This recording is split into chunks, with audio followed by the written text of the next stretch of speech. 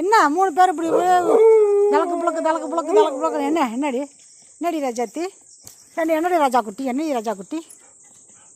ராஜா குட்டி வெளியே போய் அவனும் அட்டகாசம் பண்ணுறாங்க. காலையிலேருந்து ஆளுங்கள்லாம் வேலை பார்த்துட்டு இருந்தாங்க.